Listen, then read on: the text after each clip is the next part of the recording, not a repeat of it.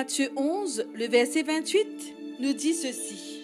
« Venez à moi, je vous donnerai du repos. » Et Ésaïe 58, le verset 13, nous dit « Fais du sabbat tes délices. » Chers amis, bonsoir et bon sabbat. J'espère que vous allez bien et que vous avez passé une bonne semaine. J'ai une pensée spéciale pour chaque famille, aînés, adultes, jeunes, adolescents et enfants. La vie. La vie est un cadeau, saisis-la. Une beauté, admire-la. Une béatitude, savoure-la. La vie est un rêve, fais-en une réalité. Un défi, fais-lui face. Un devoir, accomplis-le. Un jeu, joue-le. La vie est précieuse, prends-en soin. Une richesse, conserve-la. Un amour, jouis-en. Un mystère, perce-le. La vie est une promesse, remplis-la. Une tristesse, surmonte-la. Un hymne, chante-le. Un combat, accepte-le. La vie est une tragédie, prends-la à bras le corps. Une aventure, ose-la. Un bonheur, mérite-le. La vie est la vie, défends-la. Je vous invite à profiter de chaque minute de votre vie positivement. Nous avons un Dieu qui est le créateur de toutes choses. Et en plus, il est vivant. Pour ce soir, nous aurons le plaisir d'avoir le pasteur Danny Bouken pour la méditation de la parole de Dieu. Nous allons prendre ensemble ce chant. Il est exalté, le roi, au-dessus des cieux.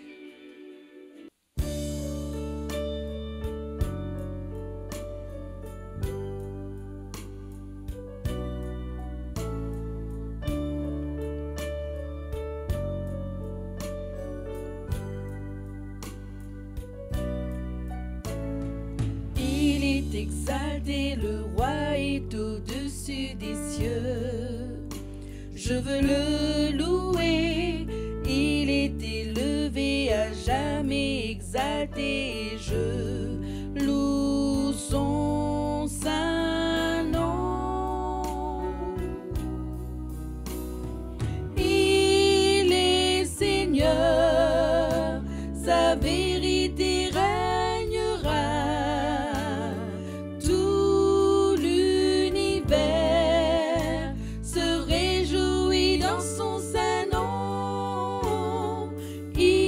Exalté, le roi est au-dessus des cieux. Il est exalté, le roi est au-dessus des cieux. Je veux le louer, il est élevé à jamais, exalté, et je loue son saint nom.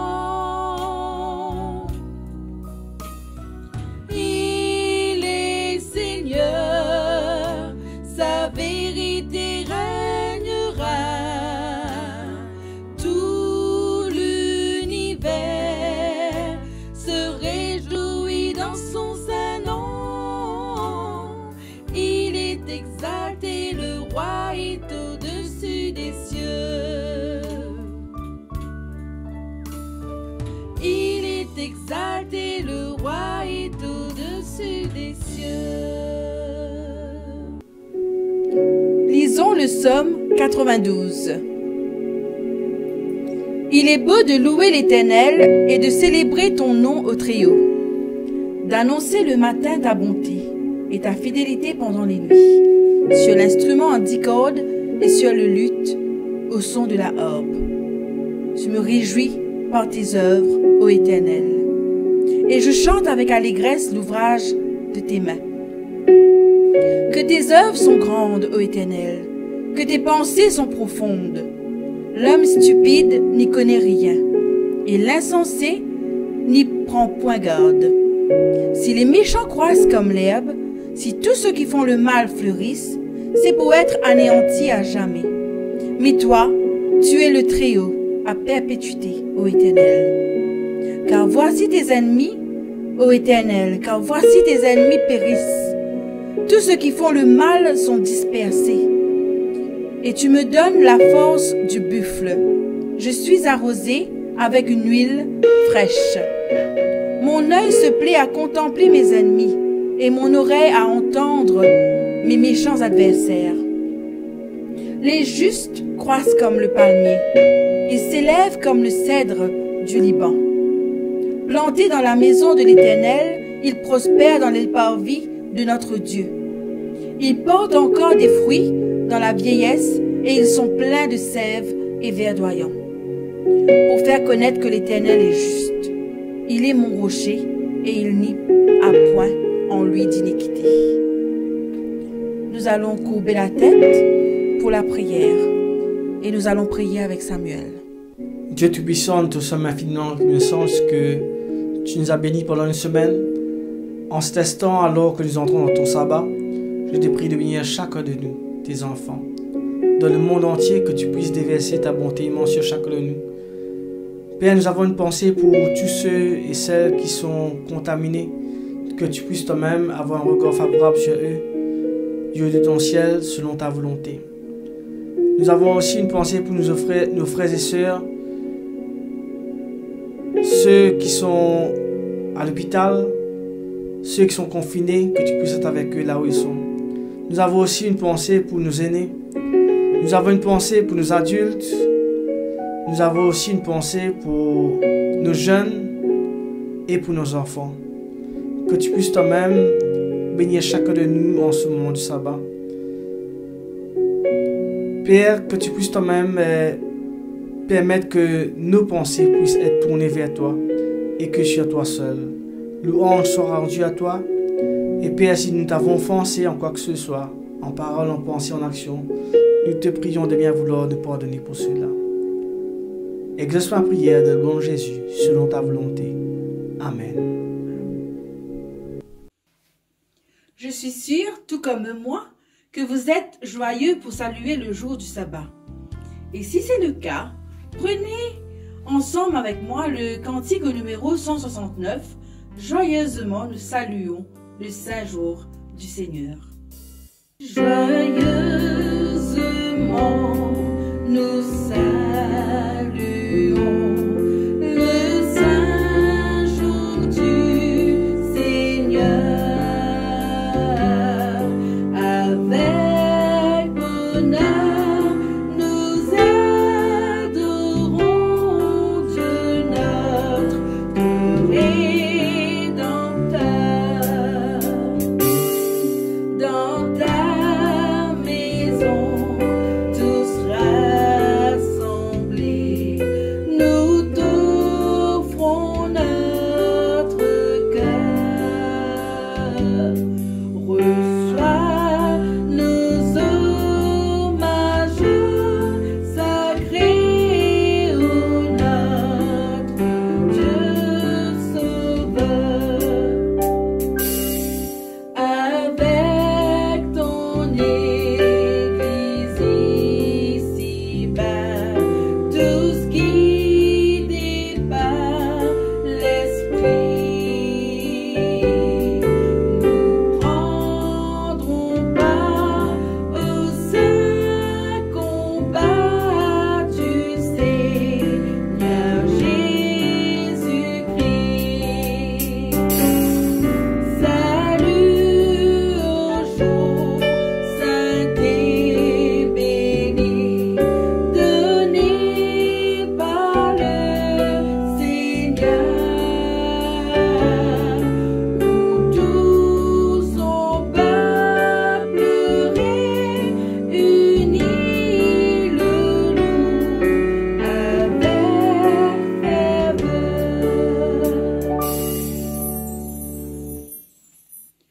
Je t'invoque car tu m'exauces, ô Dieu. Incline vers moi ton oreille. Écoute ma parole.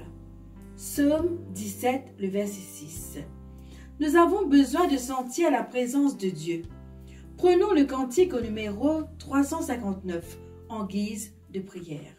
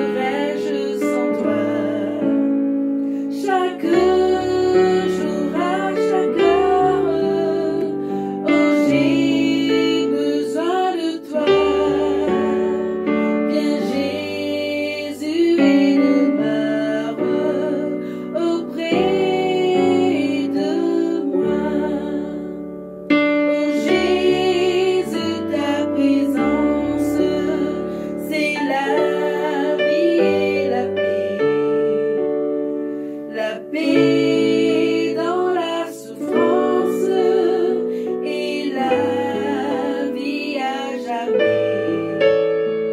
Chaque jour, à chaque heure, oh j'ai besoin de toi.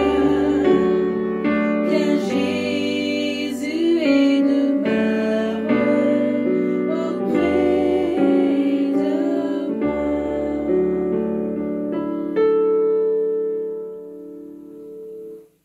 Psaume 84, le verset 6, nous dit « Heureux ceux qui placent en toi leur appui. Ils trouvent dans leur cœur des chemins tout tracés. Tu me feras connaître le chemin de la vie. Ta face est un rassasiement de joie. Il y a des plaisirs à ta droite pour toujours. » Psaume 16, le verset 11.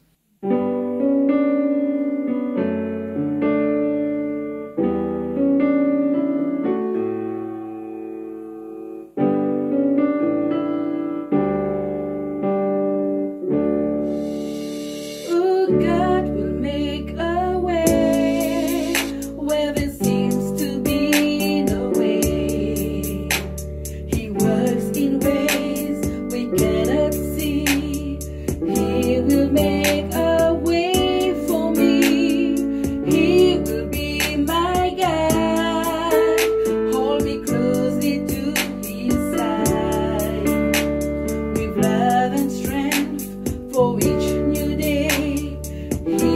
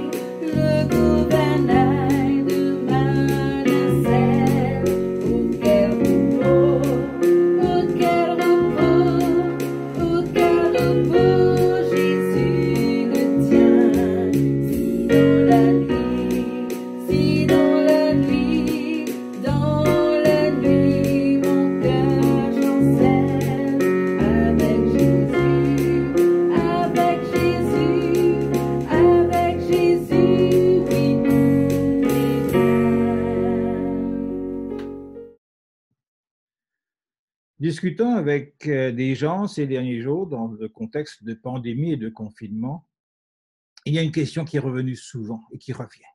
Comment ça va être demain? Je ne sais pas sur quelle page vous êtes dans votre vie, quelle saison de la vie est la vôtre, à quel point vous êtes dans l'histoire que vous pourriez écrire dans le livre de votre vie, mais nous savons que notre histoire se fera. Elle sera écrite dans le livre de Dieu, au moins. Que va-t-on trouver dans le nouveau chapitre de votre vie? Ésaïe apporte un message de Dieu qui donne une parole et une promesse. Il dit au peuple d'Israël, ne pensez plus aux événements passés et ne considérez plus ce qui est ancien. Voici, je vais faire une chose nouvelle sur le point d'arriver. Ne la connaîtrez-vous pas? Je mettrai un chemin dans le désert et des fleuves dans la solitude. En d'autres mots, Dieu dit à son peuple, cessez de retourner à la vieille histoire, parce que plus que vous allez retourner là-bas, le plus que vous allez répéter cette même vieille histoire. Il faut avancer. Devant les ennemis, les échecs, les souffrances, Dieu dit à son peuple, regardez à moi. Vous n'allez pas pouvoir avancer si vous ne regardez pas dans la bonne direction. Et je pense que le Seigneur dit la même chose à son peuple aujourd'hui. Dans le livre des Lamentations, nous lisons ce texte merveilleux, les bontés de l'Éternel ne sont pas épuisées, ses compassions ne sont pas à leur terme, elles se renouvellent chaque matin. Oh, que ta fidélité est grande.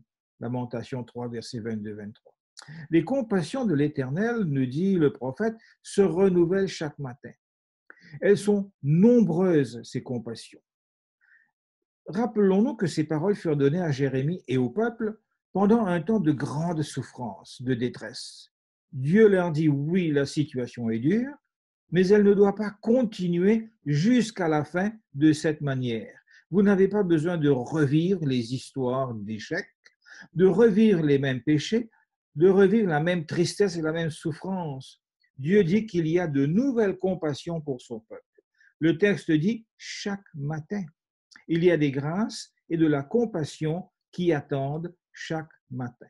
Comme si on peut aller se coucher et se réveiller pour découvrir les nouvelles compassions de Dieu qui nous attendent. Pour arriver aux nouvelles compassions du matin, il nous faut tourner la page d'hier. Sinon, il n'y a rien de nouveau qui prendra la place. Et Dieu nous donne des promesses pour nous permettre d'y arriver. Il faut pourtant encore y croire. Parce que très souvent, nous avons peur d'un nouveau matin. Nous avons peur d'une page blanche et d'un nouveau chapitre de notre vie. Nous avons peur de sortir d'une mauvaise saison de notre vie. Nous avons peur de sortir d'une saison de souffrance et d'épreuve, peut-être parce que nous étions tellement habitués à cette situation. Beaucoup de personnes même ne croient pas pouvoir commencer un nouveau chapitre. Et le problème de beaucoup, c'est qu'ils commencent à se remettre, à relire le même chapitre et encore le même chapitre. Il y a des personnes qui sont comme paralysées, immobilisées dans un moment du passé, dans une vieille expérience, dans une saison de la vie, dans une blessure passée, dans une douleur subie. Mais ça n'a jamais été le plan de Dieu. Il faut comprendre qu'il nous faut avancer et il nous faut fermer un chapitre pour pouvoir commencer un autre. Il nous faut cesser de lire et de relire la même chose encore et encore. Je ne peux pas continuer ma vie à ressasser la douleur, la déception. Pour aller de l'avant, pour continuer, pour avancer, il me faut tourner la page. Mais évidemment, ce n'est pas chose facile. C'est la raison pour laquelle beaucoup de personnes n'arrivent pas à tourner la page. La parole de Dieu nous donne des promesses pour cela. Et avant tout, la parole de Dieu nous donne des promesses d'exemples, dans les exemples que nous pouvons lire de personnes comme vous et moi, qui avaient appris à tourner la page et à commencer un nouveau chapitre de leur vie. Quelques exemples, il y en a beaucoup. Moïse a changé de chapitre. Nous connaissons tous cette longue histoire depuis l'Égypte, la traversée du désert, la nouvelle famille et le beau-père, Et puis vient l'appel de Dieu, qui ne va pas être chose facile, mais quel grand chapitre dans l'histoire de la vie de Moïse. Ensuite, plus connu peut-être à cause de ses psaumes, le roi David. Mais David était un homme comme tous les autres. Il était vrai, beau et puissant et capable, mais un homme dans la vie rempli d'échecs, de décisions, de situations de péché. Un homme qui a blessé tant d'autres personnes. Une personne qui s'était rendue malade à cause de ses actions. Mais il est passé de la condamnation à la compassion de Dieu. Il est passé de la situation de péché à la réception du pardon de Dieu et à la purification. Un troisième personnage dans l'Ancien Testament, la personne de Ruth, étrangère, qui perd son mari et qui se retrouve tout à coup dans les situations les plus compliquées de la vie. Mais pour elle, il y aura un changement de situation, un changement de vie, un changement de saison, un changement de géographie. Elle va devenir une autre personne. De la peur, elle va passer à la foi. Et de la solitude, elle va passer à la présence de Dieu. Et de la situation d'étrangère, elle va devenir l'un des membres les plus importants de la famille de Dieu. Dans le Nouveau Testament, nous avons, plus connu peut-être par son nom, l'apôtre Pierre, qui était le disciple fougueux, rempli de courage et de force, toujours en avant. Mais quel reniement, quelle mauvaise décision au moment le plus important pour témoigner pour Christ. Et on se demande comment a-t-il pu prendre une telle décision. Mais par la grâce de Jésus, par la puissance de l'Esprit et surtout par la compassion du Christ, Pierre est devenu l'un des plus grands des apôtres. Il a été l'un des plus grands prédicateurs de tous les temps. Petit livre, mais combien de récits sont attachés à sa vie.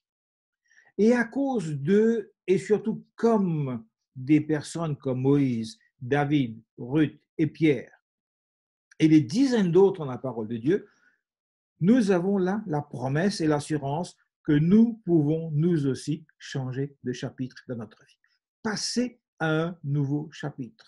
Que nous n'avons pas besoin de rester sur l'ancienne histoire, la vieille vie, le vieil homme. Nous pouvons tourner la page et commencer un nouveau chapitre.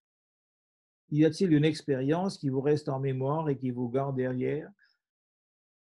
Vous avez devant vous, dans l'esprit constamment, les échecs du passé, mais rappelons-nous, les échecs du passé sont des leçons. Ce ne sont pas des condamnations à vie. N'en faisons pas des condamnations à vie, tournons la page et passons à autre chose. Mais vous pouvez poser la question, comment tourner la page? Eh bien, j'aimerais vous rappeler, en regardant dans la Bible ce qui se passe avec l'appel de Dieu, qu'il s'agit de faire un choix, qu'il s'agit de prendre une décision. Et à plusieurs reprises dans la parole de Dieu, nous découvrons qu'il faut décider, faire un choix, la première chose. Et la première question concerne notre vie personnelle. Il nous faut changer de manière d'agir et de penser. Dans la parole de Dieu, la parole nous dit que nous devons tourner nos cœurs vers lui. Si nous lisons dans 1 Roi chapitre 8, nous devons découvrir cette invitation à tourner le cœur vers le Seigneur, tourner la page dans notre cœur, parce que le cœur, c'est le centre de notre vie et de notre être. Parce que nous savons tous très bien, l'extérieur, notre extérieur, ne changera jamais si l'intérieur n'est pas transformé. Notre prière devrait être « Seigneur, aide-nous à tourner nos cœurs vers toi pour me permettre de modifier, de changer mon extérieur. » La page ne va pas tourner si le cœur n'est pas tourné. Nous devons donc avoir un cœur soumis à Dieu. Deuxièmement, cela doit se passer dans notre pensée. Avant de marcher comme Christ a marché, et avant de parler comme Christ a parlé, nous devons penser comme Christ a pensé. La Bible nous aide pour cela. La Bible nous parle du renouvellement de notre esprit par la parole. Et notre prière devrait être « Seigneur, aide-moi à avoir l'esprit fixé sur toi. Dans Ésaïe chapitre 23, il y a cette déclaration: à celui qui est ferme dans ses sentiments, dans sa pensée, sa manière de réfléchir, tu assures la paix. La paix parce qu'il se confie en toi. Ferme dans ses sentiments, tu assures la paix. La version anglaise que je viens de lire dit: You will keep in perfect peace those whose minds are steadfast because they trust in you. La pensée et l'esprit est fixé sur le Seigneur. Vous connaissez certainement le texte de Colossiens qui parle de fixer les yeux sur les choses d'en haut. Colossiens 3, verset 1er, verset 2, peut-être même le verset 3, qui nous dit: cherchez les choses d'en haut, où Christ est assis à la droite de Dieu. Affectionnez-vous aux choses d'en haut et non à celles qui sont sur la terre. Nos pensées doivent être tournées vers les choses qui concernent le Christ, les choses d'en haut. L'apôtre Jacques, quant à lui, il rappelle que celui qui ne pense pas convenablement, qui ne regarde pas ce qu'il faut regarder, ne se concentre pas sur la personne sur laquelle il faut se concentrer, est un homme irrésolu. Cette expression a la signification d'être celui qui a un esprit instable, qui ne peut pas prendre la nouvelle décision. Et pourtant, nous devons pouvoir retourner et passer à autre chose. Nous ne pouvons pas retourner continuellement à la page précédente parce que Dieu nous apporte dans une nouvelle saison. Et nous restons très souvent dans l'ancienne saison sans avancer, et c'est le malheur de beaucoup de personnes. C'est pour cela que la parole de Dieu nous dit que nous devons penser convenablement. Dieu nous donne un esprit de puissance et de sagesse, et pas un esprit de crainte. Et troisièmement, la décision que nous devons prendre, c'est dans nos actions. En faisant un pas à la fois avec le Seigneur, nous pouvons commencer notre nouveau chapitre de notre vie. L'Épître aux Éphésiens nous parle du vieil homme, de cesser de vivre dans le vieil homme, et l'invitation nous est donnée de nous revêtir de l'homme nouveau. Et en même temps, ce texte nous dit que nous soyons renouvelés dans l'esprit de notre intelligence. Il nous faut donc de nouvelles décisions, faire de nouveaux pas, un engagement nouveau, peut-être une consécration nouvelle et peut-être avoir des conversations nouvelles, des nouvelles paroles dans notre vie. Nous devons pouvoir démontrer la compassion parce que cela implique notre participation dans la démarche pour tourner la page et commencer un autre chapitre. Mais savez-vous, vous êtes juste à une page de distance pour un nouveau chapitre. Vous êtes seulement à une page de distance pour de grandes choses dans votre vie. Une seule page de distance pour que Dieu écrive une nouvelle histoire pour vous. Nous décidons dans nos cœurs, dans notre esprit et nos actions de permettre au Seigneur de nous aider à tourner la page. Et nous pouvons tourner la page, la meilleure façon de le faire, c'est de commencer un nouveau chapitre en aidant quelqu'un d'autre. Nous montrons à quelqu'un comment commencer un nouveau chapitre, ce qui nous aide nous-mêmes à tourner notre page et à commencer notre nouveau chapitre. Priez, dites au Seigneur, aide-moi à aider quelqu'un à tourner la page.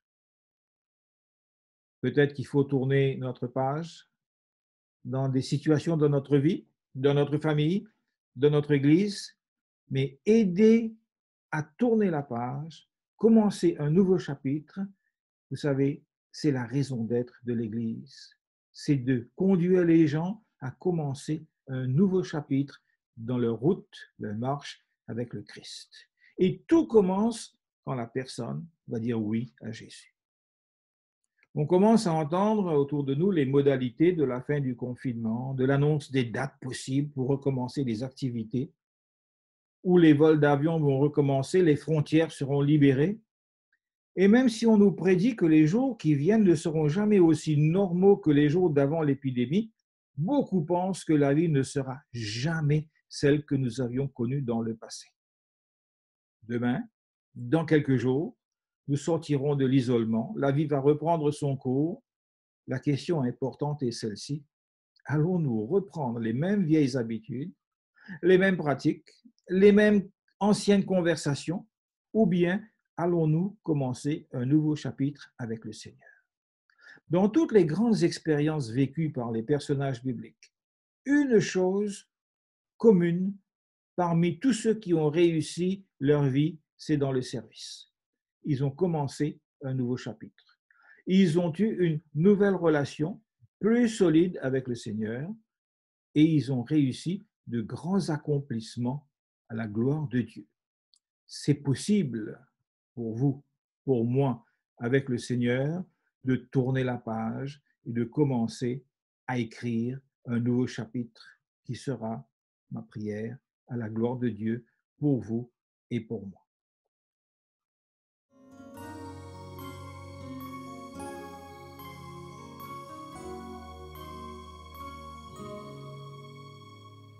Libéré, oui, je suis libéré. Mes péchés sont pardonnés.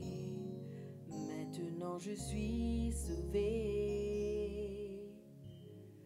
Délivré, oui, je suis délivré. De tous mes ennemis, Jésus m'a libéré. Il n'y a plus de condamnation, plus de condamnation. Jésus-Christ a payé ma rançon. Il n'y a plus de condamnation, non, non, non, plus de condamnation. Je suis libéré, racheté en son nom.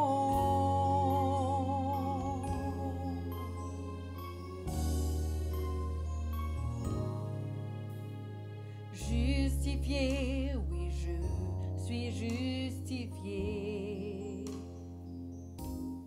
Ma culpabilité, Jésus l'a enlevé. Sanctifié, oui, je suis sanctifié par le sang de l'agneau qui m'a régénéré. Il n'y a plus de condamnation, plus de condamnation. Jésus-Christ a payé ma rançon. Il n'y a plus de condamnation, non, non, non, plus de condamnation.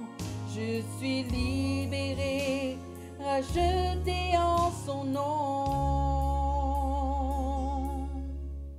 Soyez bénis et bonne soirée. Rendez-vous demain pour l'école du sabbat et l'adoration.